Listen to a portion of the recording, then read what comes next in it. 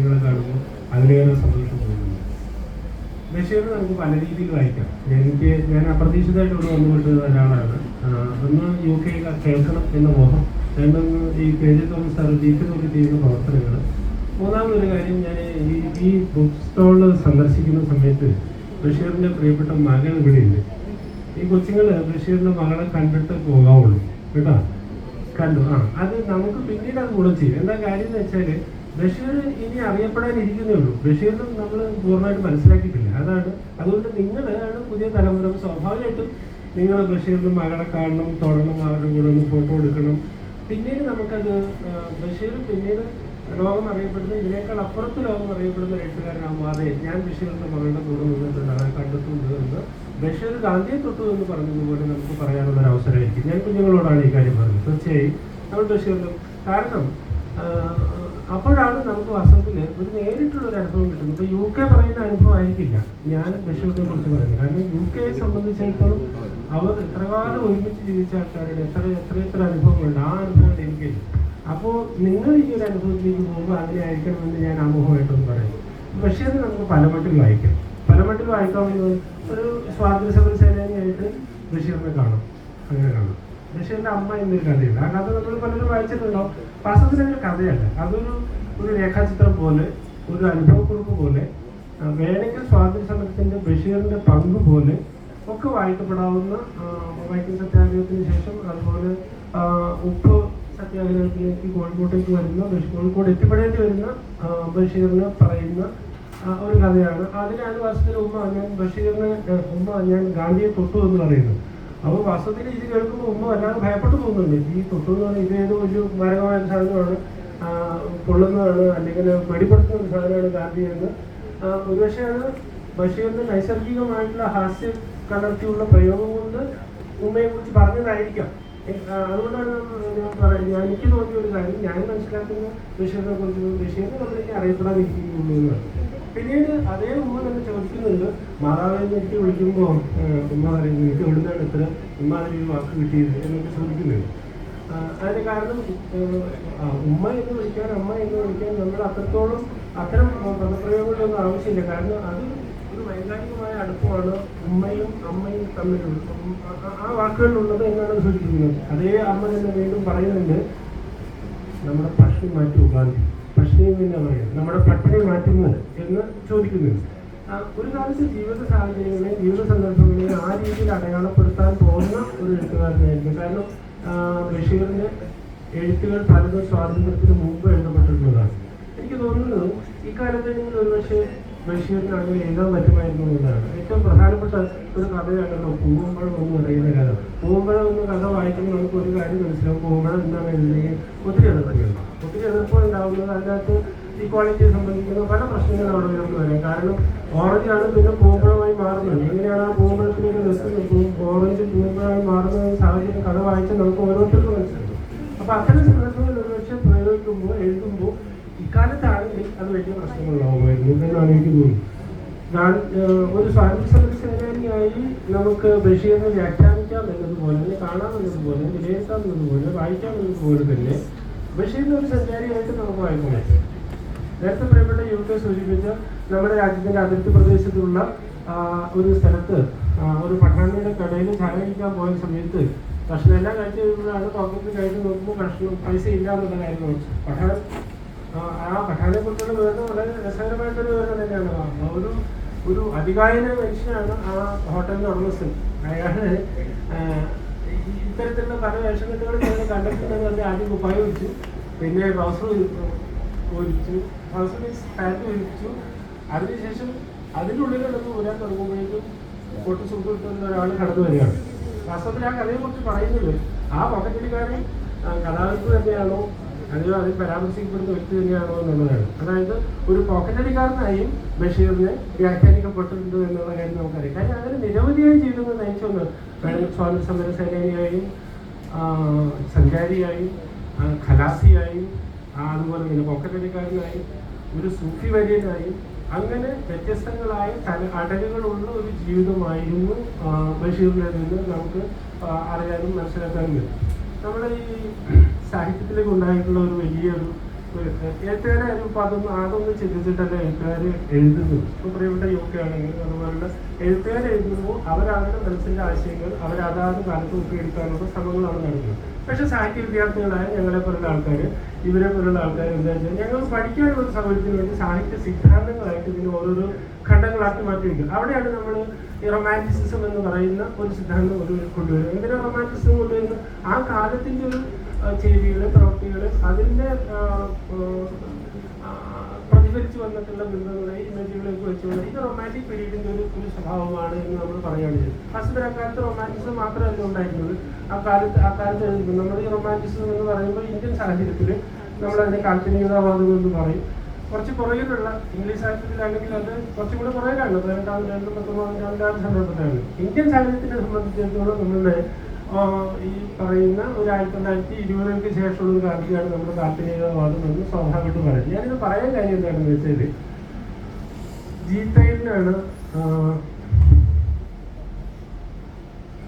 DSC പുരസ്കാരം കിട്ടിയിരുന്നു. DSC എന്ന് പറഞ്ഞാൽ നമ്മുടെ JCB പുരസ്കാരമുണ്ട്, ഇന്ത്യയിലെ ഏറ്റവും വലിയ പുരസ്കാരമാണ് DSC, ജീത്തയിലെ കിട്ടിയ പുരസ്കാരം.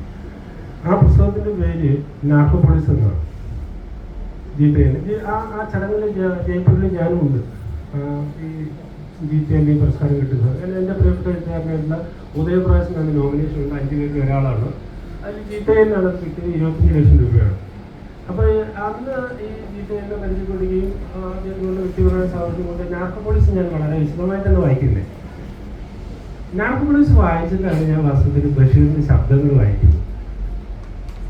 ഞാൻ ഈ സാഹിത്യ സിദ്ധാന്തങ്ങളെ കുറിച്ചുള്ള പറയാനൊരു കാര്യം എന്താണെന്ന് വെച്ചാൽ, ശബ്ദങ്ങൾ എന്ന നോവൽ വായിക്കുന്ന സമയത്ത് വാസ്തവത്തിൽ നോവലാണോ, നീണ്ടകഥയാണോ, ഒരു കഥയാണോ എന്നൊക്കെ അതിനെ നമുക്ക് ഏത് ജനറിലേക്ക് കൊണ്ടുവരണമെന്നുള്ളത്, ജോണറിലേക്ക് കൊണ്ടുവരണമെന്നുള്ളത് മറ്റൊരു കാര്യമാണ്.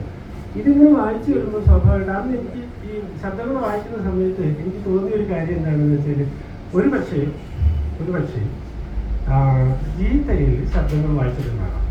നിങ്ങൾ ഇനി ശബ്ദങ്ങൾ വായിച്ചതിന് ശേഷം ജീത്തയിൽ വായിക്കും. ഞാൻ പറഞ്ഞത് ഏറ്റവും പുതിയ പോസ്റ്റ് മോഡേൺ എഴുത്തുകാരായിട്ടുള്ള ആളുകൾ കൈകാര്യം ചെയ്യുന്ന വിഷയം സ്വാതന്ത്ര്യ സമര കാലഘട്ടത്തിൽ തന്നെ അക്കാലത്ത് തന്നെ ബഷീർ കൈകാര്യം ചെയ്തിരുന്നു എന്ന് പറയാൻ വേണ്ടിയിട്ടാണ്. ഈ ശബ്ദങ്ങളൊക്കെ നോവലിനോട് കഥാപാത്രം പോലുമില്ല, ഒറ്റ കഥാപാത്രങ്ങളുണ്ട്. ഒക്കെ അതിനകത്തുള്ള മുഴുവൻ മനുഷ്യരും പേരുകളില്ലാത്തവരാണ്. അത് ഈ നമ്മുടെ പുതിയ കാലത്ത് ഞാൻ ഈ ഇപ്പോൾ നമ്മുടെ ട്രാൻസ്ജെൻഡർ ജീവിതം പറഞ്ഞു പോകുന്ന നിരവധിയായ കൃതികൾ ലോകമായി ഇംഗ്ലീഷിലാണെങ്കിൽ ഹിന്ദിയിലാണെങ്കിൽ ഇപ്പോൾ മലയാളത്തിൽ ധാരാളം അത്തരം ആൾക്കാർ എഴുതുന്ന പുസ്തകങ്ങളുണ്ട്. അത്തരം ജീവിതത്തെ അടയാളപ്പെടുത്തുന്ന ഒരു കൃതിയാണ് വാസ്തവത്തിൽ ഈ ശബ്ദങ്ങൾ എന്ന് പറയുന്നത്. ആ രീതിയിൽ ആ പുസ്തകം വായിക്കണം. അതിനകത്ത് പല ചാപ്റ്ററുകളും അങ്ങനെയുള്ള കൃതിയാണ് ഈ ശബ്ദങ്ങൾ എന്ന് പറയുന്ന നോവലിൽ. സാഹിത്യ സിദ്ധാന്തം അനുസരിച്ച് ഒരു 30 വർഷം 25 വർഷം മുമ്പൊക്കെയാണ് പല സാഹിത്യത്തിലും ഈ പറയുന്ന കഥാപാത്രങ്ങൾക്ക് പേരില്ലാത്ത കൃതികൾ വന്നിട്ടുണ്ട്. പക്ഷെ ബഷീർ അത് വളരെ നേരിട്ട് ചെയ്തിരുന്നു എന്നുള്ളതാണ് കാര്യം. എന്ന് പറഞ്ഞാൽ ട്രാൻസ്ജെൻഡർ ജീവിതം അവതരിപ്പിക്കുന്ന പുസ്തകം എത്രയോ വർഷങ്ങൾക്ക് മുമ്പ് ഇത് സാഹിത്യ സിദ്ധാന്തം പഠിച്ചിട്ടില്ല, സാഹിത്യ സിദ്ധാന്തങ്ങളുടെ അളവുകൾ വെച്ചുമല്ല ബഷീർ ഈ കൃതി എഴുതിയത് എന്ന കാര്യം ഞാനിവിടെ എന്തിനാണ് സൂചിപ്പിക്കുകയാണ്. പിന്നെ ഒരു കാര്യം എന്താണെന്ന് വെച്ചാൽ, ബഷീറിനെ കുറിച്ച് പറഞ്ഞാൽ നമ്മൾ കുറേ പറഞ്ഞു പോകും, അത്ര ആവേശത്തോടു കൂടി പറഞ്ഞു പോകും. എങ്കിലും അധികം സമയം പറയാൻ ഞാൻ ആഗ്രഹിക്കുന്നത്. മറ്റൊന്ന്, പുതിയ ഈ പോസ്റ്റ് മോഡേൺ യുക്തികളനുസരിച്ച് ഉള്ള ക്ലാസിഫിക്കേഷൻ വരുമ്പോൾ കൃതികൾ നമ്മൾ പി കുഞ്ഞിരാമനായ പ്രകൃതി കവിയാണെന്നാണ് പറയാറുണ്ട്. വലിയ വേർഡ്സിനെ കുറിച്ചൊക്കെ പറയുന്നത്. ഈ വാസ്തവത്തിൽ ഭൂമിയുടെ അവകാശങ്ങളെ കുറിച്ച് പറഞ്ഞു വരുമ്പോൾ നമുക്കറിയാം, കഥ വായിച്ചു വരുമ്പോൾ ഭാര്യ പറയുന്നുണ്ട്, എലിയാണ് ഈ നാളികേരമുള്ള 2 ഏക്കർ ഭൂമിയുണ്ട്, അതിന് സർക്കാർ വന്നിട്ട് എല്ലാ രേഖകളും ഉണ്ട്, ആ ഭൂമിയുടെ ഉടമസ്ഥൻ ഞാൻ തന്നെയാണ്. വാസ്തവത്തിൽ എത്ര വലിയൊരു സിദ്ധാന്തം എന്താണ് അദ്ദേഹം അവിടെ ഈ ഭൂമിയും അതിൻ്റെ ആധാരവും അതിൻ്റെ സർക്കാർ രേഖകളും വെച്ചുകൊണ്ട് നമ്മുടെ മുന്നിലേക്ക് അവതരിപ്പിക്കുന്നു എന്നുള്ളതാണ്. കാരണം അതുകൊണ്ട് തന്നെ ഈ ഒരു 2 മിനിറ്റ് കൊണ്ടോ 10 മിനിറ്റ് കൊണ്ടോ ഒന്നും ബഷീറിന് ആ രീതിയിൽ നമുക്ക് അവതരിപ്പിക്കാൻ പറ്റില്ല എന്നുള്ള കാര്യമാണ്. അത് പിന്നെ എലിയല്ലെന്നും ഈ പറയുന്ന 2 ഏക്കർ ഭൂമിയുടെ അതിർത്തിക്കകത്ത് ഇനി പ്രപഞ്ചത്തിൽ കാണാവുന്ന എല്ലാ ജീവജാലങ്ങളും, പ്രത്യേകിച്ച് ഏഷ്യയിൽ കാണാവുന്ന എല്ലാ സാധനത്തിനെ കുറിച്ച് അദ്ദേഹം പറയുന്നു. എലിയല്ല, പിന്നെ അത് വവ്വാലാണെന്ന് പറഞ്ഞ് അവസാനം എലിയെ കൊല്ലാനായിട്ട് എലിപ്പാഷാണം വാങ്ങിക്കാൻ പോയി ഭാര്യ വാങ്ങിച്ചുകൊണ്ട് വന്ന് എലിയുടെ എല്ലാം കൊന്ന് തട്ടുമ്പോഴടക്കം അതിങ്ങനെ ചെയ്യുന്നതാണ് വലിയ പ്രശ്നങ്ങൾ ഉണ്ടാക്കുന്നത്. അപ്പോഴും പക്ഷേ ഈ വെള്ളക്ക വീഴുന്ന നിൽക്കുന്നില്ല, കരിക്ക് വീഴുന്ന നിൽക്കുന്നില്ല. പിന്നെയാണ് മനസ്സിലാക്കുന്നത് വവ്വാലാണെന്ന് പറയുന്നത്. ആ വവ്വാലിനെ കുറിച്ചുള്ള നോക്കുന്നത് വരുന്നത്. അപ്പോഴൊക്കെ എലിയോടാണെങ്കിലും വവ്വാലിനെ കുറിച്ചാണെങ്കിലും കൊല്ലാൻ പോകുമ്പോൾ അദ്ദേഹം എഴുത്തുകാരൻ പറയുന്നില്ല, എനിക്ക് ഈ രക്തത്തിൽ പങ്കില്ല, എന്ന് പറയുന്നുണ്ട്. കാര്യമെല്ലാവർക്കും കൂടി ജീവിക്കാൻ വേണ്ടിയുള്ളതാണ്. അവസാനം ഭഗവാനെ കൊല്ലാൻ തീരുമാനിച്ചു. തോക്ക് വേണം. ഭാര്യ പറഞ്ഞു എൻ്റെ ചർച്ചക്കാരന് ഒരാൾക്ക് തോക്കുണ്ട്, മൂപ്പരത് ചെയ്തോളൂ. അങ്ങനെ ഒരു ഭഗവാനെ കൊല്ലാൻ പോകുമ്പോഴാണ് മനസ്സിലാക്കുന്നത് അവിടുത്തെ ജീവനം കൊണ്ട് രക്ഷപ്പെട്ട് വലിയ കാര്യമാണ്. ആ കഥ വായിച്ചു വരുമ്പോൾ ഈ കാലത്താണെങ്കിൽ എനിക്ക് തോന്നുന്ന അതിലെ പല വാദ്യങ്ങളും രക്ഷപ്പെട്ട് എഴുതാൻ പറ്റുമായിരുന്നു എന്ന് സംശയമാണ്. കാരണം ഒത്തിരി പ്രശ്നങ്ങളുണ്ടാവും. കാരണം അത് വവ്വാല് എന്ന് പറയുന്നത് കേവലം വവ്വാലല്ല, അത് പരേതാത്മാക്കളാണ് ജീവിച്ചിരിക്കുന്നത്. അതുകൊണ്ട് അതിനെ വെടിവെക്കാൻ പറ്റില്ല എന്ന് പറഞ്ഞു. ഒരു തരത്തിൽ ഇതൊക്കെ ചെയ്യുന്നതാണ്. കാര്യം പ്രകൃതി മൊത്തമായി സംരക്ഷിക്കുമ്പോൾ അതൊക്കെ നമുക്ക് വേണ്ടി വരും. ഇനി ഒരു ഒത്തിരി കാര്യങ്ങൾ ബാലികൻ സഹി വാസ്തവത്തിൽ അതിന് ബാലികൻ സഹിയെ കുറിച്ച് പറയുന്നതിന് മുമ്പ് ഞാൻ കാലിക്കറ്റ് അതിൻ്റെ ഒരു അനുഭവം പറഞ്ഞോളട്ടെ. ഗോകുലാനന്ദ് എന്ന് പറഞ്ഞ വളരെ സീനിയർ ആയിട്ടുള്ള ഒരാള് ഞങ്ങൾക്ക് കാലിക്കറ്റ് ക്ലബിൻ്റെ മെമ്പറാണ്. 3 വർഷത്തിൽ ഈ മോഹൻ ജീവിതത്തിനൊക്കെ നല്ല രീതിയിൽ അറിയുന്ന ഒരാളാണ്. ഗോകുലാണ് നല്ല വായനയുള്ള അദ്ദേഹം ഒരു പുസ്തകങ്ങൾ നടത്തിയിരുന്ന ഒരാളാണ്. ബഷീർ നടന്ന് ഈ ആർട്സ് കോളേജിന് മുമ്പിലാണ് ഈ ഗോകുലാനന്ദിൻ്റെ പുസ്തകങ്ങൾ. അദ്ദേഹം ബഷീർ നടന്ന് ഇവിടെ വന്നിട്ട് ബാല്യകാലസഖിണ്ടോ ആ പാത്തുമ്മയുടെ ആട് തിന്നുപോയി ഇദ്ദേഹം തിരിച്ചു. അപ്പോൾ അതിനുശേഷം ഇവർ തമ്മിലുള്ള ഒരു സിൻക്രണൈസേഷൻ ഉണ്ട്. ബഷീറിന് അങ്ങനെ ചില കൗതുകങ്ങളുണ്ട്. ബഷീറിന്റെ ജീവിതത്തിൽ ഒത്തിരി മൂപ്പര് ഇങ്ങനെ തമാശയിലൂടെയാണല്ലോ എല്ലാ കാര്യം പറഞ്ഞത്. അല്ലാതെ ഞാനിങ്ങനെ ഒരു വലിയ സിദ്ധാന്തം പറയുന്നു എന്ന് പറഞ്ഞിട്ട് കാര്യം മുമ്പൊന്നും അദ്ദേഹം അവതരിപ്പിച്ചില്ല. അങ്ങനെ ഒരു കഥാപാത്രത്തിൽ അദ്ദേഹം ഞാനൊരു സിദ്ധാന്തം പറഞ്ഞു. പക്ഷെ അക്കാലത്ത് ബഷീറിന്റെ കാലത്ത് ജീവിച്ചിട്ട് ഏറ്റവും ശ്രേഷ്ഠ ഏറ്റവും വലിയ എഴുത്തുകാരനേക്കാൾ അദ്ദേഹം സ്കോളറായിരുന്നു, അദ്ദേഹം ജീനിയസ് ആയിരുന്നു എന്നുള്ളതാണ് കാര്യം. ഈ ഗോകുലാനന്ദും അതുപോലെ തന്നെ ഗോകുലാനന്ദിന് 100 നാവാണ് വാസ്തവത്തിൽ ബഷീറിനെ കുറിച്ച് വരുന്നത്.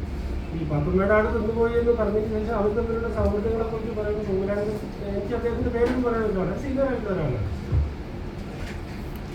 ഗോകുലാനന്ദന്റെ UK സൂചിപ്പിച്ചില്ല നമ്മളുടെ ബാല്യകാലസഖി. ഞാൻ എൻ്റെ വ്യക്തിപരമായിട്ട് അനുഭവം പറയാം. ഞാൻ 10ാം ക്ലാസ്സിലോ 12ാം ക്ലാസ്സിലോ പഠിക്കുന്ന സമയത്ത് ബാല്യകാലസഖി വായിക്കുന്നു.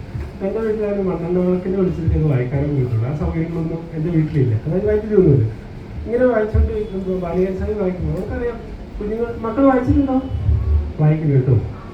അതിന് ഈ സുഹറയാണല്ലോ വാസ്തവത്തിൽ അബ്ദുൽ ഖാദറിന്റെ കണക്ക് പറഞ്ഞു കൊടുക്കുന്നത്. ഇവൻ വലിയ പണക്കാരനാണ്, പക്ഷെ പഠിക്കാൻ അത്ര ബുദ്ധിയില്ല. ഒരു സുഹറ അങ്ങനെയല്ല, പഠിക്കുക. സുഹറയ്ക്കെല്ലാം കണക്കുന്നത് തന്നെ അവൻ കണക്കിൽ തോറ്റുപോയിട്ടില്ല. സുഹറയുടെ അടുത്ത് വന്നിട്ടുണ്ട്. ഇത് വലിയൊരു തത്വമാണ് അവരൊക്കെ. നല്ല സൗഹൃദങ്ങൾ ഒരിക്കലും നമ്മൾ തോൽപ്പിച്ച് കളയില്ല. കൊച്ചുങ്ങൾക്ക് മനസ്സിലാവുന്നുണ്ടോന്ന് എനിക്കറിയില്ല. നല്ല സൗഹൃദങ്ങൾ നമ്മളെ തോൽപ്പിക്കില്ല. നല്ലതല്ലാത്ത സൗഹൃദങ്ങൾ നമ്മൾക്ക് നമ്മളെ ജയിപ്പിക്കുമെന്ന് വിചാരിച്ചാൽ പോലും നമ്മളെ ജയിപ്പിക്കില്ല. ജയിപ്പിക്കുക എന്ന് പറയുന്നത് പരീക്ഷയിലെ മാർക്കല്ല, അത് ജീവിതവുമായി ബന്ധപ്പെട്ടൊരു കാര്യം. പക്ഷെ സുഹറ പാവപ്പെട്ടവരിലാണ് അങ്ങനെ സമ്പന്നതയുടെയും ദാരിദ്ര്യത്തിൻ്റെയും ഒക്കെ എല്ലാ അവസ്ഥകളെ കുറിച്ചും അത് ഏറ്റവും സൂക്ഷ്മമായി വാസ്തവത്തിൽ ഈ കഥയിൽ ഇദ്ദേഹം പറഞ്ഞു വരുന്നുണ്ട്. ഈ ബാല്യകാലസഖി പറഞ്ഞു വരുന്നത് ഒന്ന് എത്ര മണി വലിയ ഒന്നെന്ന് എൻ്റെ ഗുരുകുലനായി UK പറഞ്ഞു കഴിഞ്ഞു.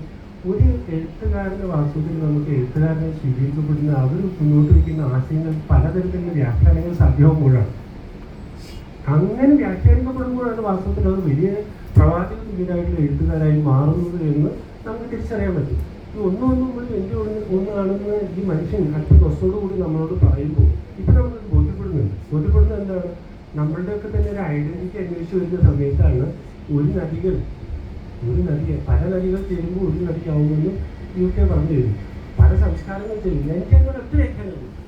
ആ ഒരു വ്യാഖ്യാനം ഇതാണ്, നമ്മളെല്ലാവരും മനുഷ്യരാണെന്നുള്ള ഒരു സിദ്ധാന്തമാണ് അദ്ദേഹം മുന്നോട്ട് വയ്ക്കുന്നത് ഈ കഥയെഴുതും. ഇത് കുട്ടിക്കാലത്തുള്ള കാര്യം അദ്ദേഹം ഓർത്തെടുത്ത് പറയുമ്പോൾ പോലും അത് എഴുതുന്ന സമയത്ത് നമ്മൾക്ക് ഒരു തരത്തിലുള്ള ക്ലാസിഫിക്കേഷനും ഇല്ല, ഒരു തരത്തിലുള്ള വേർതിരിവുകൾ നമ്മുടെ മുന്നിൽ. നമ്മൾ ഒരൊറ്റ മനുഷ്യരാണ്, പല സംസ്കാരങ്ങൾ ചെയ്യുമ്പോൾ. അത് ബഷീറിന് നന്നായി അറിയാമായിരുന്നു. ബഷീറിന്റെ വിദ്യാഭ്യാസത്തിൽ നമുക്കറിയാം. ബഷീർ 5 ഭാഷയിൽ കോൺഗ്രസിൽ അംഗമാകുമ്പോൾ വരുമ്പോൾ അദ്ദേഹത്തിന്റെ ഡയറി പരിശോധിച്ചതിന് ശേഷം പാർട്ടി ഓഫീസിൽ സെക്രട്ടറിക്ക് സംശയം എന്ന് പറയും, ഇയാൾ CID ആണ്. കാരണം എന്താ വെച്ചാൽ മൂത്രമൊഴിക്കാൻ പോയിട്ട് വരുമ്പോഴേക്കും ഡയറി എല്ലാം പരിശോധിച്ച് കഴിഞ്ഞിരിക്കുന്നു. 5 ഭാഷയിലാണ് അദ്ദേഹം എഴുതിയിരിക്കുന്നത് ബഷീർ. മനസ്സിലായി. അദ്ദേഹത്തിന്റെ പല കൃതികളും അദ്ദേഹം ആദ്യം എഴുതിയിരിക്കുന്നത് ഇംഗ്ലീഷിലായിരുന്നു കൊടുക്കുക. ഇംഗ്ലീഷ് അറിയാം, അറബി അറിയാം, ഉറുദു അറിയാം, ഹിന്ദി അറിയാം, മലയാളം അറിയാം. അങ്ങനെ 5 ഭാഷ അദ്ദേഹത്തിന് അറിയാവുന്നതാണ്. ഈ 5 ഭാഷയിൽ അദ്ദേഹം കുറിപ്പ് എഴുതിയിരിക്കുന്നത് ബഷീറിന്റെ തന്നെ വാചകങ്ങളാണ്. അപ്പോൾ ഇത്ര മഹാനായ ഒരാള് പല മട്ടിൽ അദ്ദേഹത്തെ വ്യാഖ്യാനിക്കപ്പെടാൻ പറ്റും എന്ന് വരുമ്പോഴാണ് വാസ്തവത്തിൽ അദ്ദേഹം ഒരു എഴുത്തുകാർ പ്രവാചകന്മാരായി മാറുന്നത്. അത്തരം പ്രവാചക തുല്യമായ ഒരു വാചകമായിരുന്നു ഒന്നും ഇവിടെ വലിയ എന്ന് പറയുന്നത്. അത് നമുക്ക് ഇന്ത്യയിൽ ഇപ്പോൾ മനസ്സിലാവുന്നുണ്ട്. നമ്മൾ മാറ്റി നിർത്തപ്പെടുമ്പോൾ അല്ല, നമ്മൾ മനുഷ്യരാണ് എന്നൊരു ഒറ്റ സന്ദേശമായിരുന്നു പല സംസ്കാരങ്ങൾ ചെയ്യുന്ന ചേർന്ന ഒരു വലിയ സംസ്കാരമാണ് നമ്മുടെ സംസ്കാരം എന്ന് പറഞ്ഞു ഭാരതീയ സംസ്കാരം എന്നാണ് വാസ്തവത്തിൽ ഒന്നും വലിയ ഒന്ന് തന്നെ സിദ്ധാന്തം വാസ്തവത്തിൽ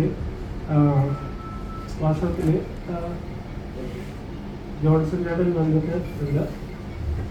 വാസ്തവത്തിൽ ബഷീർ മുന്നോട്ട് വയ്ക്കുന്നത് ബാല്യകാല സഖിയുടെ ഒരു ആദ്യ വായന അനുഭവം മാങ്ങാട് തെറ്റാണ് സൂചിപ്പിക്കുന്നത്. അത് സൂചിപ്പിക്കുന്നത് എങ്ങനെയാണ്? നമുക്കറിയാം MP പോൾ വാസ്തവത്തില് ഈ ബഷീർ മുന്നോട്ട് വരുന്നതില് ബഷീറിനെ ഒരു എഴുത്തുകാരൻ എന്ന നിലയ്ക്ക് കേരളീയ സമൂഹത്തിൽ അവതരിപ്പിക്കുന്നതിൽ MP പോൾ വഹിച്ചൊരു പങ്ക് നമുക്ക് നന്നായിട്ട് അറിയാം. ഈ എറണാകുളത്ത് അദ്ദേഹത്തിന് ഒരു പുസ്തക ഷോപ്പ് ഉണ്ടായിരുന്നു, സാക്ഷാൽ C കൃഷ്ണപിള്ളയുടെ സുഹൃത്തുക്കളായിരുന്നു എന്നൊക്കെയുള്ള ഒരു കാര്യം ഇവരൊക്കെ ഫോട്ടോഗ്രാഫിയും അതുപോലെ ഈ പറയുന്ന വർക്കിയും ബഷീറും ഒക്കെ തന്നെ സുഹൃത്തുക്കളായിരുന്നു എന്നുള്ളൊരു കാര്യമൊക്കെ നമുക്കറിയാവുന്നതാണ്.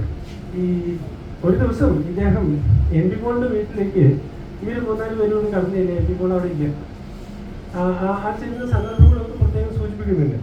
അതിനുശേഷം ഈ ബാല്യകാല സഖി ഒന്ന് വായിച്ചു കേൾപ്പിക്കുന്നു.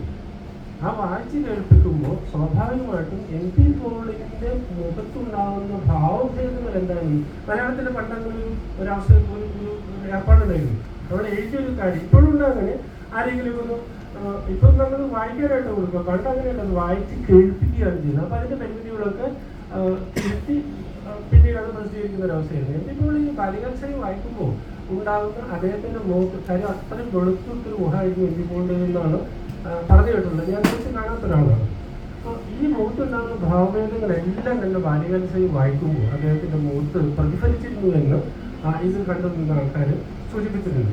അങ്ങനെയാണ് വാസ്തവത്തിൽ ഈ സുന്നത്ത് കല്യാണമൊന്നും സാഹിത്യത്തിൽ വരേണ്ട കാര്യമില്ല. അതുപോലെ തൂട്ടിയെ കുറിച്ചൊന്നും സാഹിത്യത്തിൽ അവതരിപ്പിക്കേണ്ട ആൾക്കാർ അല്ല. തൂട്ടിയുടെ ജീവിതം എന്നൊക്കെ തകഴിക്ക് ഒത്തിരി വിമർശനങ്ങൾ കേട്ടിട്ടുണ്ട്. അപ്പോഴാണ് ഇപ്പോൾ അതിനെ എതിർത്തുകൊണ്ട് തന്നെ വളരെ കൃത്യമായ മറുപടി പറയുന്നത്. ഈ അതിനുള്ള മറുപടി കൊടുത്തുകൊണ്ടാണ് വാസ്തവത്തിൽ MP പോൾ ഈ പറയുന്ന ബഷീറിനെ സാഹിത്യത്തിന്റെ തറവാട്ട് മുറ്റത്തേക്ക് കസേരയിട്ട് ഇരുത്തുന്നു എന്നുള്ളൊരു കാര്യം അറിയാം. 1-2 കാര്യം കൂടി ഞാൻ പറഞ്ഞുകൊണ്ട് പെട്ടെന്ന് അവസാനിപ്പിക്കണം. അമ്മ എന്ന കാര്യത്തെക്കുറിച്ച് ഞാൻ സൂചിപ്പിച്ചു. അതുപോലെ തന്നെ ശബ്ദങ്ങൾ എന്ന് പറയുന്ന നോവലിനെ കുറിച്ച് ഞാൻ സൂചിപ്പിക്കുകയുണ്ടായി. ഇനി ഒന്നും പറ്റി ബഷീറിന്റെ നൊസ് വളരെ പ്രശസ്തമാണ്. അപ്പൊ ശോഭന പരമേശ്വരനും അതുപോലെ തന്നെ ഇദ്ദേഹം ഒരു ദിവസം കയ്യിലെപ്പോഴും ഒരു കടാരത്തി സംഗതി സൂക്ഷിച്ചു. സംഗതികൾ കൊച്ചുങ്ങൾക്കൊന്നും അറിയാൻ സാധ്യതയില്ല. കുഞ്ഞുങ്ങൾ കാണുന്ന കത്തി പോലത്തെ അല്ല, അന്ന് നല്ല പിടിയൊക്കെയുള്ളൊരു ഓരോ ആളുകൾക്കൊന്നും മനസ്സിലായി. അദ്ദേഹത്തിന്റെ കയ്യിലുണ്ട്. അപ്പൊ അദ്ദേഹത്തെ പിശാച് ഉപദ്രവിക്കാൻ വരികയാണെന്നുള്ള തോന്നലാണ് ബഷീറിനുള്ളത്. ബഷീർ കത്തിയെടുത്ത് വീശി മക്കളെ അതുപോലെ തന്നെ കുടുംബക്കാരൊക്കെ ഭീഷണിപ്പെടുത്തി ആൾക്കാർ ഇദ്ദേഹത്തെ എങ്ങനെയെങ്കിലും കൈകാര്യം ചെയ്ത് കൊണ്ടുപോകാം എന്നുള്ള രീതിയിൽ നിൽക്കുമ്പോഴാണ് MP നമ്മുടെ ഒരു സൗഭാഗ്യം എന്താണെന്ന് വെച്ചാൽ ഈ മഹാനായ MP ബഷീറും അതുപോലെ തന്നെ SK പൊറ്റക്കാടും വത്സര ടീച്ചറും UL ഖാദറും അങ്ങനെ എത്രയോ വലിയ മനുഷ്യർ ജീവിച്ചിരുന്ന നഗരമാണ് കോഴിക്കോട് എന്നുള്ളത്. ആ സ്ഥലത്ത് ജീവിക്കാൻ സൗഭാഗ്യം കിട്ടിയ എന്നുള്ളതൊരു വലിയ കാര്യമാണ്. അത് നമ്മുടെയൊക്കെ സൗഭാഗ്യങ്ങളൊന്നാണ്. ശ്രീനാരായണ ഗുരുവിനെ കണ്ട ആൾക്കാർക്ക് നമ്മുടെ നാടിൻ്റെ ഒരു നന്മ എന്ന് പറയുന്നത് ശ്രീനാരായണ ഗുരു കൂടെ ജീവിച്ചിരുന്നു എന്നുള്ളതാണ്. വലിയ ചിന്തകളാണ് വാസ്തവത്തിൽ നമ്മൾ ഇവിടുന്ന് അങ്ങോട്ട് കോൺട്രിബ്യൂട്ട് ചെയ്തിട്ടുള്ളത്.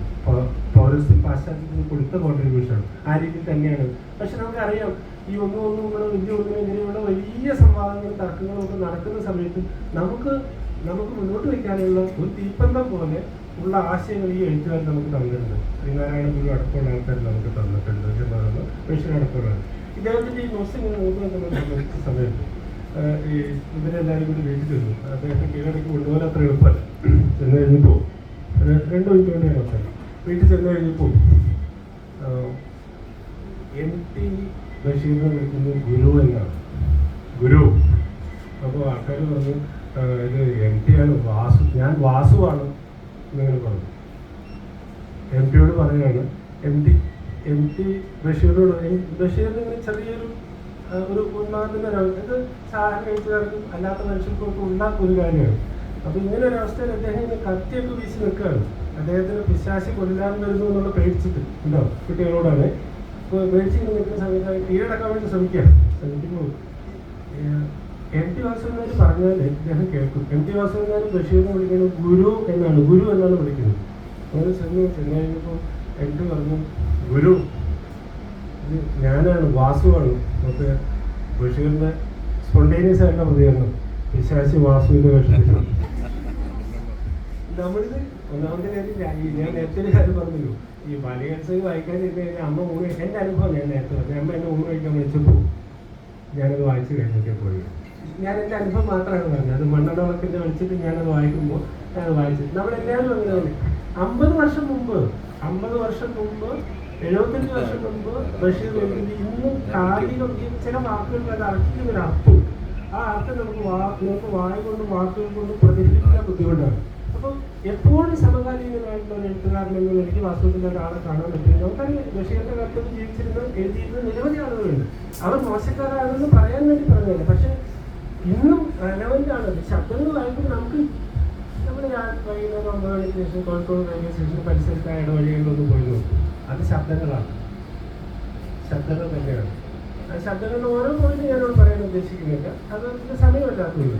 അപ്പോൾ ഇങ്ങനെ നിസ്വരായ മനുഷ്യരുടെ, പേരില്ലാത്ത മനുഷ്യർ, അവരൊക്കെ വെറും അടയാളങ്ങളും പേരുകളും ചിഹ്നങ്ങളും മാത്രമാണ്. അവരെക്കുറിച്ച് പറയാൻ ബഷീറിന് കഴിയുമായിരുന്നു. അതുകൊണ്ടാണ് അത് എല്ലാ കാലത്തും റെലവൻ്റായി നിൽക്കുന്നതെന്നാണ്. ബഷീറിനെ പിടിച്ചു കെട്ടി ആശുപത്രിയിൽ കൊണ്ടുപോകണം. ആശുപത്രി കൊണ്ടുപോകുന്നതിന് മുമ്പ് കൊണ്ടുപോകുന്ന ആൾക്കാർ ആരെയാണ് കൊണ്ടുചെല്ലുന്നതെന്ന് അവർക്കറിയാം. വൈദ്യന് നിർദ്ദേശം നൽകിയിരുന്നു, മനുഷ്യൻ നിങ്ങൾ സാധാരണ ദിവസം ചികിത്സിക്കുന്ന ആൾക്കാർ പോലുള്ള ഒരാളല്ല, അദ്ദേഹത്തിനെ കുറിച്ച് അറിയണമെങ്കിൽ ഇദ്ദേഹത്തിന് കുറച്ച് പുസ്തകങ്ങൾ നേരത്തെ വൈദ്യന് കൊടുത്തു. ഇവരെ മൂപ്പരോട് കൊണ്ട് എത്തിച്ചു കഴിഞ്ഞ ശേഷം പുസ്തകമൊക്കെ വായിച്ചു. വായിച്ചു. അപ്പോൾ വൈദ്യരുടെ കമന്റ് ഇതാണ്, എൻ്റെ മൂപ്പര് ഇവിടെ എത്താൻ ഇത്ര വൈകിയെന്നാണ് എനിക്ക് തോന്നിയത്. കാരണം അങ്ങനെ ഒരാൾക്ക് ഇങ്ങനെയുള്ള എഴുത്തുകളിലും ഇപ്പോഴും അദ്ദേഹം ഇന്നലെ എഴുതിയത് പോലെയാണ് നമുക്ക് തോന്നുന്നത്. ഇന്നലെ മാത്രം ശബ്ദങ്ങളെ പ്രണയിച്ച ഒരു കാമുകൻ ഒരുപക്ഷെ വിഷയമായി. നമ്മൾ മതിലുകൾ കാണുമ്പോൾ മതിലുകൾ IBCC സിനിമയൊക്കെ നടത്തിയ ഒരു സമയത്തെക്കുറിച്ച് മങ്ങാട്ടരത്നാലും പറയുന്നത് അതൊരു കൗമാര കൗതുകം മാത്രമായിരുന്നിരിക്കാം. IBCC മോശം സംവിധാനമല്ല. ഈവൻ അടൂർ ഗോപാലകൃഷ്ണനെ പോലും അത് വാസ്തവത്തിൽ മതിലുകൾ എന്ന അർത്ഥത്തിൽ അവതരിപ്പിക്കാൻ കഴിഞ്ഞില്ല എന്ന് മാങ്ങാട്ടരത്നാലും പറയുന്നില്ല. അടൂർ ഗോപാലകൃഷ്ണൻ മോശപ്പെട്ട ഒരു സിനിമാ സംവിധായകനായിട്ടല്ല. നമുക്കറിയാം, സിനിമയെ സശ്രദ്ധം വീക്ഷിക്കുന്ന മനസ്സിലാക്കുന്ന ആളുകൾക്കൊക്കെ അറിയാൻ പറ്റും അടൂരാണെന്നുള്ളത്. ഞാൻ പറഞ്ഞു വന്നത്, ബഷീറിന്റെ ആശയങ്ങളെ അത് ഏതെങ്കിലും ഒരു പ്രതലത്തിലേക്ക് ഒപ്പിയെടുക്കാൻ വേണ്ടിയിട്ട് സാധാരണ ഒരു ആൾക്ക് പറ്റില്ല. കാരണം അത്രത്തോളം ജീവിതാനുഭവമുള്ള ഒരു വ്യക്തിത്വമാണ്, ഒരു എഴുത്തുകാരനാണ് ബഷീർ. ഞാൻ എൻ്റെ വാക്കുകളോട് നിർത്തുകയാണ്. ഇതിനിങ്ങനെ കൂടുതൽ പറഞ്ഞു കുറേ നമ്മളങ്ങനെ പറഞ്ഞു പോകും. ബഷീറിൻ്റെ കാലത്ത് ജീവിക്കാൻ പറ്റിയത്, ശ്രീനാരായണ ഗുരുവിൻ്റെ കാലത്ത് ജീവിക്കാൻ പറ്റിയത്, ഗുരു നിത്യചൈതന്യയുടെ കാലത്ത് ജീവിക്കാൻ പറ്റിയത്, MT ജീവിച്ച നിലത്തിൽ ജീവിക്കാൻ പറ്റിയതൊക്കെ തന്നെ വലിയ സ്വാഭാവികമായി കണ്ടുകൊണ്ട് ഇതുപോലൊരു സദസ്സിലെ കുഞ്ഞുങ്ങളുടെ മുന്നിൽ നിൽക്കാൻ പറ്റിയത്, ഞാൻ ഗുരുതുല്യനായി സ്നേഹിക്കുന്ന എൻ്റെ പ്രിയപ്പെട്ട UK-യോടൊപ്പം നിൽക്കാൻ പറ്റിയത് അവസരം തന്ന ബീക്കണോടും KJ തോമസ് സാറിനോടൊപ്പമുള്ള നന്ദി അറിയിക്കുന്നു.